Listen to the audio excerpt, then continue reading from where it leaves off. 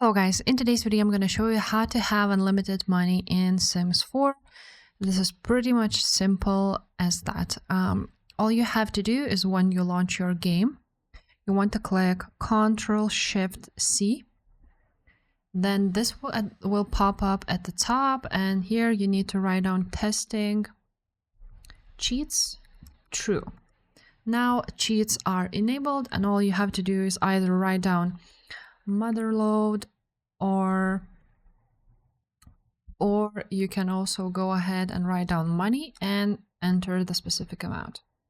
And after that, you can go ahead and add it just like so. So for example, you can get 50,000 by doing this, or you can write down, for example, money and add something like so. So that's pretty much it, guys. If this video was helpful, make sure to subscribe, and we'll see you next time. Bye.